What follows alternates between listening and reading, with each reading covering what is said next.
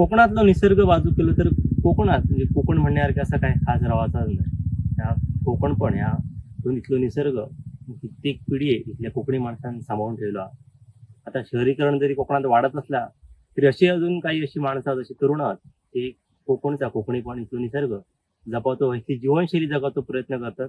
अशाच एका कोकणी माणसाला आम्ही आता भेटात चाललो, मालवणी गजाली करू. चला तर.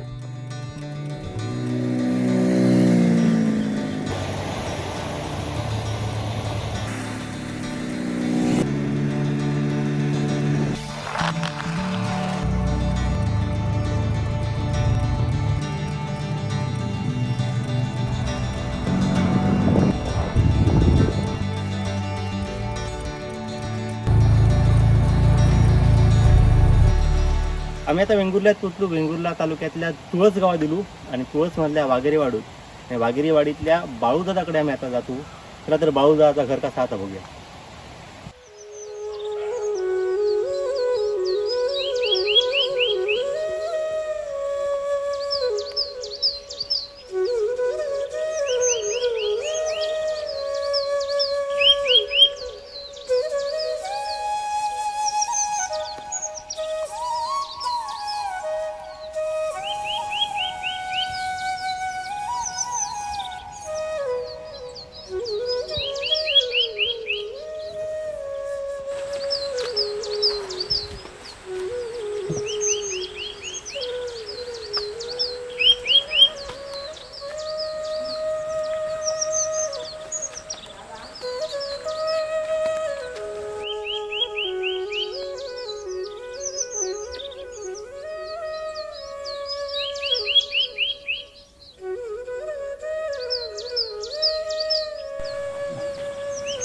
अरे राहुल, अरे दादा बस ये. नमस्कार, मी भगवान शेळटे आणि तुम्ही बघता आहात कोकण सात लाईव्हमध्ये मालवणी गजाली. तर दादाकडे मी तुळशी गेलो आहे आणि असा गेल्यानंतर पहिलं मी ऐकलेलं आहे की दादाचं मांगर म्हणजे काहीतरी वेगळा काहीतरी तिने म्हणजे प्रमोशन वगैरे केलेलं आहे असं वाटला. पण इले तर ठेम जसं आमचं घराकडचं मांगर असा मातीचा घर हा सेम दादा तसंच राहता आणि ही जीवनशैली दादा म्हणजे जगभरात नेलं. दादा ह्या कसा शक्य झाला? अरे अरे मी जगभरात नाही धरलो, बाकीचं जीवनशैली लोकांनी नेली. कारण लोकांनी ही जीवनशैली विसरलेलो. लोकांका आली स्लॅबची गाडी मोठी बंगले वय झाले.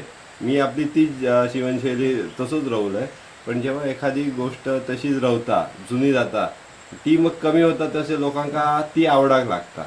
म्हणजे पूर्वी सगळ्यांकडे मांगर आणि मातीची घरा होती, लोकांनी ती कमी केली म्हणून कमी झाल्या वगैरे त्यांना ती ह्या आवडाक लागला. म्हणजे मातीच्या म्हणजे त्यांना ती गोष्ट कळली की मातीत आणि मातीची जमिनी राहणं, शेणांसारख्या जमिनीत राहणं म्हणजे चांगला गोष्ट ती. आणि मग लोक येत गेले, त्यांना तसा राहण्याचा आवडत गेला आणि मग ते फेमस होत गेला. म्हणजे 5 स्टार हॉटेलपेक्षा ह्या राहणं दादा खरंच 5 स्टार राहणं आहे. 5 स्टार म्हणण्यापेक्षा आपल्या आरोग्याक बरा मी म्हणाल. कारण असं राहणं आणि साधं राहणं हे तुमच्या आपण आपल्या आरोग्यात एक म्हणजे व्यवस्थित ठेवतो. म्हणजे आता थंडीत जर तुम्ही येईल तर तुमच्या ह्या जमिनीत दिल्यानंतर तुमका फील येतो उभेचो. बरोबर. नाहीतर आता सध्याकडे प्रत्येक सिरॅमिक टाईल्स राहिल्यावर मध्ये पाय ठेवत सुद्धा नाही थंडीत पावसात. आता इल्यानंतर ह्याच्यात ऊब बस लागतात. ऊब मायेची ऊब असतात मग वाटतं ऊब मातीच्या घरात गावतात. आपल्या मातीची ऊब लागल्यासारखी वाटतात. नक्कीच दादा. आणि ह्या म्हणजे आता शेती जी असा ना ती ते पोर आता म्हणजे करू बघणार नाही, पण तू काय म्हणते की शेती म्हणजे ह्या कोकणी माणसाचं जगणं बरोबर. ह्या तू कसं ह्या शक्य करून दाखवलंय? बरोबर तू म्हणते जा. आता प्रत्येक मी बहुतेकांका मी बघलंय की शेती म्हणजे आकडेवारी करतात, एवढा उत्पन्न एवढा मग इतक्या केलं की एवढा मिळात. त्या सगळं उत्पन्न त्यांच्याप्रमाणे असतात. पण माझ्या मते मी जा करतं म्हणजे मी शेती करतोय म्हणजे मी जगतोय. शेती म्हणजे माझं जगणं. म्हणजे काय प्रत्येक दिवस आपल्या शेतीसाठी शेती म्हणणं म्हणजे जीवनशैलीसाठी देऊच लागतं. म्हणजे आपण उद्या काय फाल्या काय व्हाया म्हणजे उद्या भाजी होईल पहिला भाजी उपणा, उद्या अजून काय लागणारा म्हणजे प्रत्येक जर आपल्या गरजा ती शेतात निर्माण करून वापरणं ही शेती मी समजतोय. आणि मग त्याच्यातनं काही भाग रवतात चांगला. म्हणजे आता माका जगात चांगलं तांदूळ तो मी बनायचंय आणि थोडंसं जो रवता मग तो तांदूळ उकडून मी जो काय रवता तो मी विकतो. मग तोही लोकांका दितात. आणि म्हाका वाटतं दादा मांगर तू वेगळ्या पद्धतीन सजवलेलं आहे, जुन्या गोष्टी आहेत. म्हाका वाटतं मांगराच्या बाजूचं गोटो सुद्धा, म्हाका वाटतं जरा गोट्यात जाऊया. बघूया चला.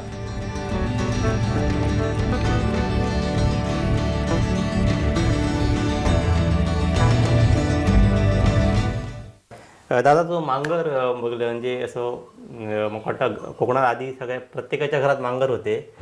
पण आता ही म्हणजे मांगरात जगण्याची म्हणजे मांगर आणि मांगर रवण्याची आणि म्हणजे शेतीचा जा ह्या होता आपला इथला मेन, त्याच्यावरच म्हाका वाटतं तू सगळ्या ह्या केल्या आणि वेगळ्या पद्धतीने हो मांगर म्हणजे प्रेझेंट केलंय म्हणा, प्रेझेंट केलाय. म्हणजे ते खुटे असत, ते झू दिसतं आणि हे जुनी इतकी मोठी लाकडं होती. आणि हा सगळ्यात महत्त्वाचा म्हणजे ह्या मळणीचो खांब आहे तसो जा, हय मळणीच आहे. हा ही मळणीच आहे. तो मी मळणीचो खांब आहे तसो ठरलो की लोकांनी विचारू ह्या का लाकूड मधीच. बरोबर. मग मळणीचो खांब म्हणजे आपल्या बैलांचा ट्रेनिंग सेंटर, म्हणजे बैलाक पहिला मळणीतच शिकवला जाता ना, त्याच्यासाठी तो मळणीचो खांब ठेवलाय मी. आणि दादा ह्या पर्यटक येतात त्यांना ह्या सगळं बघून त्यांची रिॲक्शन कशी असते? म्हणजे रिॲक्शन म्हणजे त्यांना आवडतं की त्यांना पर्यटकांका ह्याच जाणीव करून देऊचं असतं की शेतकरी कसो रावता. तो बैलांच्या सहवासात असता, त्याच्याकडे कुत्रे असतात आणि मग त्याच्याप्रमाणे ते सहजीवन त्यांना दिसून येतात. आणि मग त्या सहजीवन म्हणजे त्या स्वतः अनुभव घेऊ घेतात. माझ्याकडे शेतीमध्ये फिरण्यामध्ये त्यांना आवडतात. मग शेती रोप कसं वाढतात, त्याचं उत्पादन कसं मिळतं, म्हणजे ह्या गोष्टी जाणून घेऊन ते येतात. नक्की. म्हणजे मांगरात पूर्वी शक्यतो आम्ही गवात भरू, लाकडा भरू, सामान ठेव होता. तर तू ह्या वेगळ्या पद्धतीन करून म्हणजे आता मी पद्धत ती ठेवली, फक्त त्यांना राहण्यासाठी ते म्हणजे मांगर असं बदल करूक नाही. मी थोडीशी लाईट केली, पंखा लावलाय, थोडं त्यांच्या सोयी सुविधा ठेवलंय थोडेसे मांगरात. बाकी मांगर असा तसंच ठेवलंय. म्हणजे लोकांका हॉटेलपेक्षा खूप भारी वाटतं मांगर. लोकांका भारी वाटतं म्हणजे त्यांना त्या शेतकऱ्याकडे सोबत राहणं भारी वाटतं. बरोबर. आणि मग शेतकरी म्हणजे वेगळा काय करूक नाही, जसं आता तसं जगतोय त्या जगण्यात तुम्ही तुमका बघू जाता, तुम्ही आता बघू जात तर तुम्ही आहे. बरोबर, अगदी बरोबर. नक्कीच दादा. ह्या सगळा फक्त ह्यो काय फक्त ह्याच्यात भरपूर पैसे गावतात म्हणून करणार नाही. ही कोकणात ही जीवनशैली असा, ही तशीच रवाई म्हणून दादा करता. दादाकडे शेती, दादा ह्याच्यासोबत शेती, दादाची बाग, दादा शेती करता. दादाकडे गाई सुद्धा. तर दादाच्या गायीन आता पाडो दिलेला, तो पाड्याकडे जाऊया. बाजूक दादाचं गोठं सुद्धा.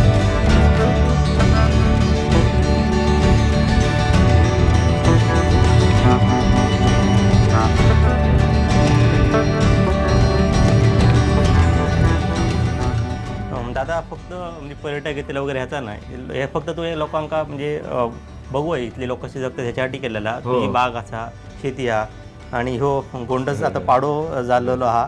तर ह्याच्याबरोबर आणखी ह्या सगळं कसं ऍडजस्ट कसा करते म्हणजे मी जगते. आणि मेन म्हणजे माझ्या काही पर्यटक येतात ना, ते डिस्टर्ब करणार नाही, माका त्यांना सर्व्हिस देऊची लागणार नाही. अरे वा. ते स्वतःहून राहतात आणि स्वतः जे काय म्हणजे माझ्या घराशी इंटरॅक्ट होतात ते. बरोबर. म्हणजे माका असं त्यांच्या प्रत्येक वेळी त्यांना हाय हाय हाडून द्या, हाडून द्या असं दिवसा लागणार नाही.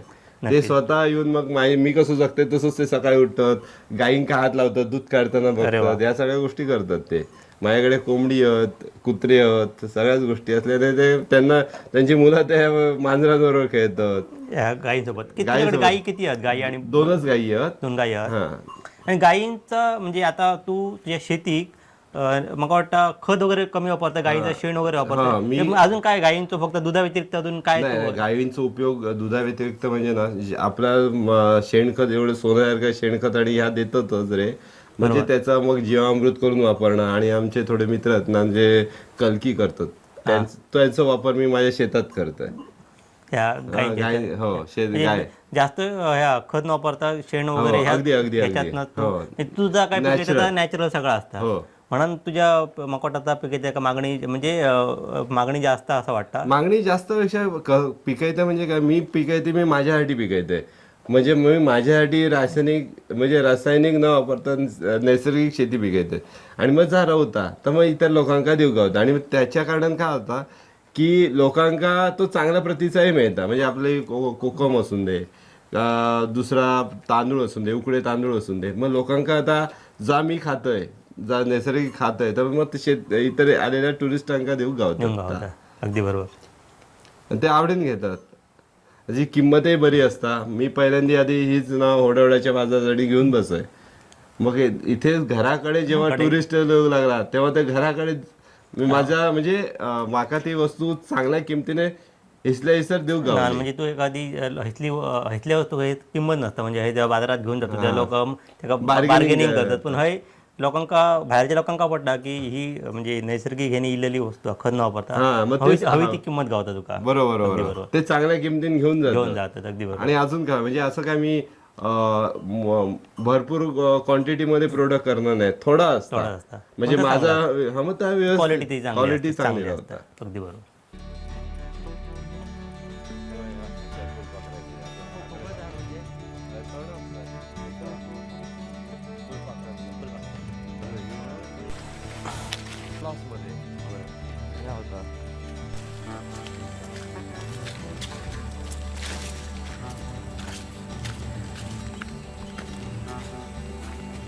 कशी द्या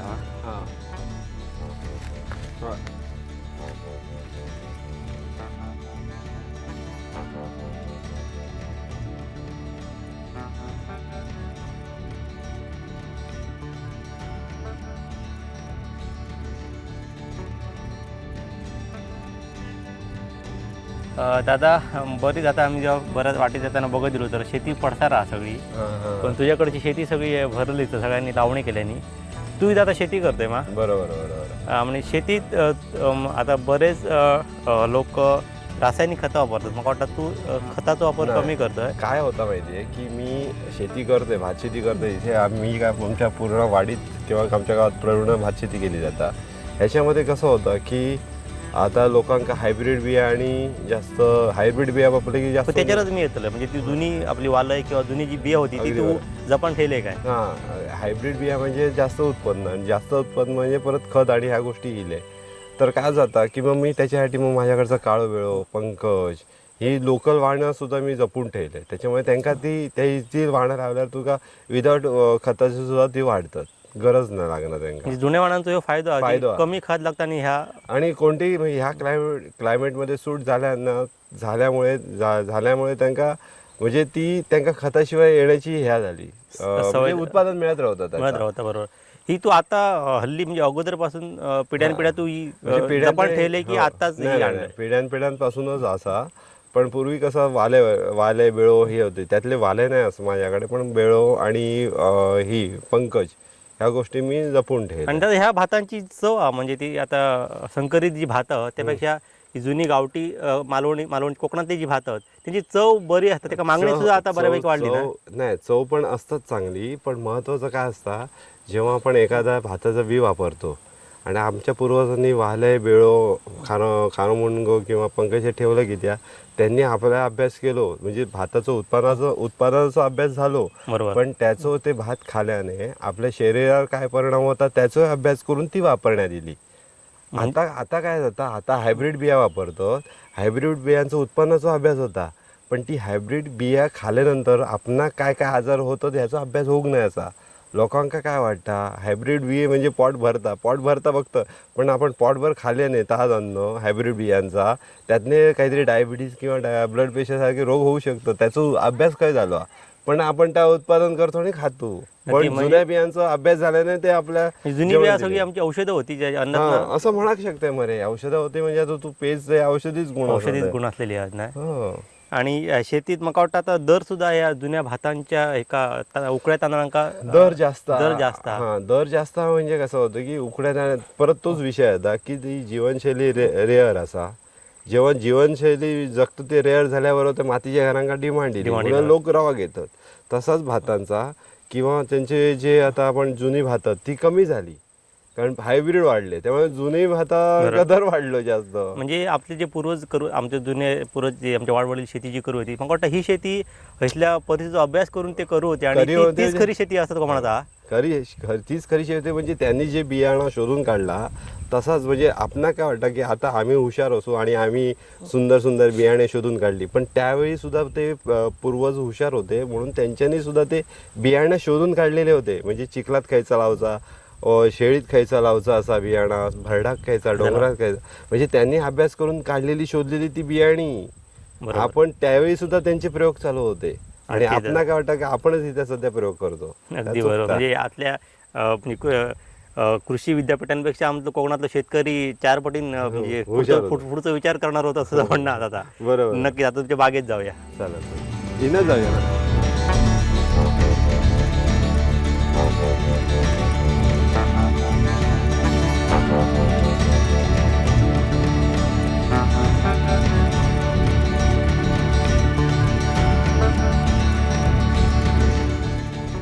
दादा तुझ्या बागेत फिरलो, पोपळीची झाडं, मसाल्याची झाडं, सगळी वेगवेगळी झाडं.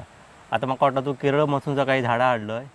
ह्या आता मी बरेच जे बागायतदार कोकणातले बघतोय ते संघर्ष करतात की म्हणतात प्रॉफिट बागेत नाही येणार नाहीत. मग वाटतं ते बरेच खतं वगैरे वापरत असतील वगैरे.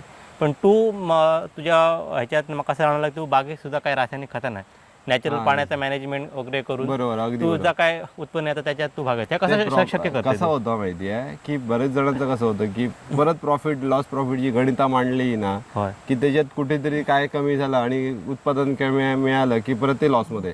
मग त्यासाठी मग मी करते नैसर्गिकच करते. आणि बाग करताना म्हणजे आता आपण नारळ सुपारीची आमची असा बाग, तर बागेत नुसती बागच नाही, मग त्याच्यात तुमचं वटीचे झाडा, कोकमचा असा, आपली मसाल्याची पिकं, जायफळ, मिरी, तमालपत्री, म्हणजे सगळ्यांचं कॉम्बिनेशन व्हाया.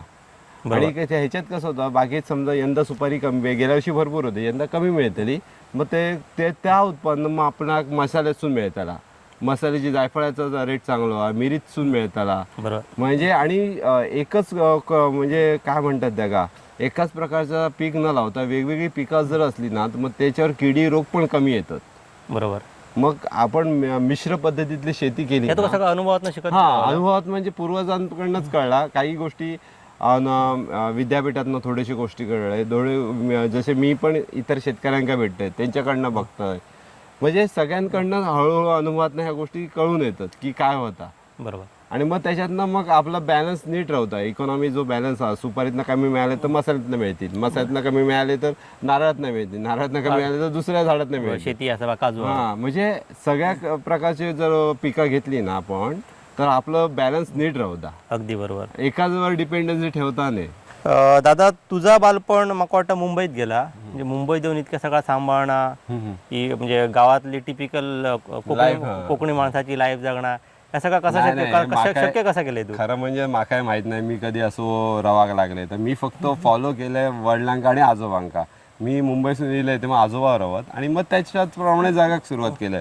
पण त्याचं महत्व आता लोकांका वाटतं अरे हो भारी रवता, माकाच कळणार नाही की कसं झाला. पण मी एवढंच सांगेन की जे आपले आजी पंजे होते ते आमचे हिरो असत. तू जगते म्हणजे भारी नाही, म्हणजे कोकणी नॉर्मल असा कोकणी माणूस असाच जगता आणि असाच जागा होतो. कारण आपल्याकडे वाढतो जो शहरीकरण झाला तसा नव्हता. मुंबईचं आकर्षण खूप तर वाढता शहरीकरण एवढा वाढला ना की आपण विसरून गेलो आमच्या आजापंजांका. म्हणजे आपल्या आजोबांना जगवते ती खरी होती आणि ती खरी लाईफ होती. ती जर जगले आणि तशी जर आपण आता जगलो तर कोकण टिकताला असं वाटतं. कोकण टिकत आणि तुम्ही पण टिकतालाय. कोकण टिकला का आपण पण टिकतो. जर आपण शहरीकरण जर कोकणात घुसायला तर शहरीकरणात कशी झाडं उद्ध्वस्त करतो, कोकण संपन्न जातला. अरे आपण शहरीकरणात झाडं उद्ध्वस्त झाल्यानंतर कोकण राहत का? आणि त्या नाही राहिलं तर आपण पण राहायचो नाही. आपण हात्या वगैरे कधीतरी वाहून जातो. बोलण्यात पॉईंट आता तुझे अगदी बरोबर.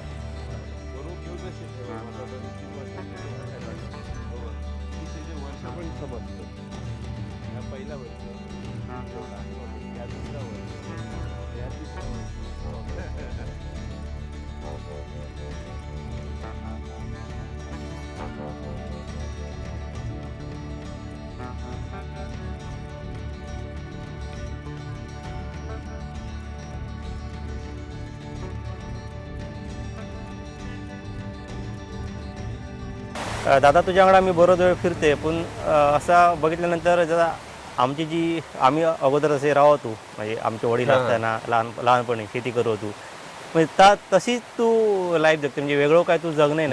पण हे सगळं करत असताना म्हणजे आमचे वडील शेती करत असताना आम्ही शिकायनंतर शहरात गेलो. पण आमका ती अटॅचमेंट तशी आहे पण तशी शेती करताना का शेतकऱ्याक कुटुंबाचा सहकार्य लागता. बरोबर. तुझ्या कुटुंबाचा सहकार्य का तुझे मुलगे ह्या मुलग्यांका सगळं तुझ्या आवडतं काय आणि नाही, घरातले म्हणजे घरातल्यांचा सहभाग वहिनीचा आणि कसा? नाही कसं होतं माहिती आहे, जेव्हा शेतकरी शेती करताना तर त्याच्या पाठी बॅकबोन असतं त्याची बाहेर.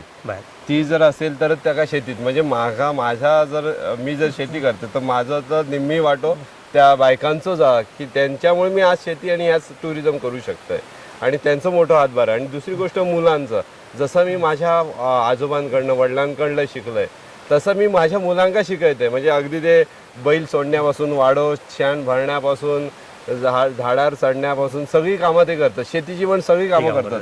ती शेतीची कामं करता करता ती शिक्षणही करतात आणि शेतीची कामं करतात. पुढे त्यांना मी त्यांच्यावर कधी प्रेशर टाकणार नाही.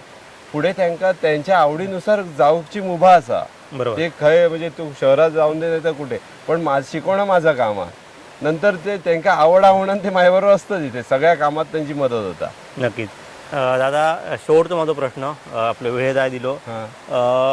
बरेचले इथले पोरगे आहेत कोकणातले, बरेच घरं आता कोकणातली ओस पडत, म्हणजे वाईट वाटतं सांगा की कोकणातली घरं आता ओस पडतात. अगदी बरोबर. 8-10 हजारासाठी कुठेतरी गोव्यात जातात, मुंबईत जातात, पुण्यात जातात, शहरात जातात. त्यांच्याकडे शेती वगैरे सगळं असतं. बिचारे त्यांचे आई वडील म्हातारे म्हणजे आपलं झील काही वर्षातनं शिगम्यातनं गणपती देतात, अशी घरं आता कोकणात रवली आहे. त्या पोरांका काय अंगची ह्या मातीत दम असा रवले तर नाही, मातीत दम असा म्हणजे आमचे पूर्वज कोणतेही आधार नसताना कोणाचं एक पैसा न घेताना जगले. माझ्या घराची किंवा म्हणजे तुम्ही पण तुमच्या आजूबाजूचे बघा, त्यांच्या पेन्शन वगैरे कोण पाठवत नसेल तरी सुद्धा त्यांना मुलांना वाढवलं, कोणी शेतीच्या जीवावर वाढवलं. अजूनही इथले जर शेती जेवढं दम म्हणजे मी सांगाल तर जे शेतीमध्ये एवढी ताकद असा की फक्त एवढंच की आपणाक ती दिसून येणार नाही. मी सांगते आजूबाजूच्या मंडळींका घेऊन शेती पोटभर तर मिळातच, शिवाय पर्यटनाचे माध्यम किंवा इतर गोष्टी आहेत म्हणजे औषधं वनस्पती असत किंवा कोंबडी पालन, ह्या सगळ्यातनं सुद्धा उत्पन्न मिळू शकतं. चांगल्या पद्धतीने जगा शकता, सहज उत्तम जगा शकता. फक्त काय जातं की आपल्या समाजाचं म्हणजे दुःख एवढंच आहे की लोकांका प्रतिष्ठित म्हणजे शेतकऱ्याकडे प्रतिष्ठित नजरेने बघणं गरजेचं आहे. अगदी बरोबर. त्यामुळे तो एक प्रॉब्लेम होता की त्या मुलं ते सोडून दुसरीकडे जातात. आणि नक्कीच आम्ही आशा करूया की तुझ्या ह्याच्यातनं लोक शेतकऱ्यांकडे कोकणातले वेगळ्या नजरेने बघणं गरजेचं आणि इथले पोरगे आता हळीच राहतील. अपेक्षा नक्कीच. हा मित्रांनो, आता बाळूदादाची सगळी बाग फिरलो, बाळूदादाची शेती फिरलो, बाळूदादाचं मातीचा घर बघितलं, त्याचं मांगर बघलो. पण बाळूदादाचा काय करता आता वेगळा काय करणार ना, म्हणजे कित्येक पिढ्यानपिढे कोकणातलं माणूस जसं जगा होतो तसंच बाळूदादा जगता. आणि आता तास बघून देशातले पर्यटक, जगातले पर्यटक बाळूदादाकडे येतात. ही लाईफस्टाईल काय म्हणजे आमच्या ज्या पूर्वजांनी जी जगण्याची जी पद्धत होती, कोकणातली जीवनशैली, ती फक्त बाळूदादा जगता आणि ती आता लोकांच्या जगाच्या आकर्षणाचा विषय झालेला.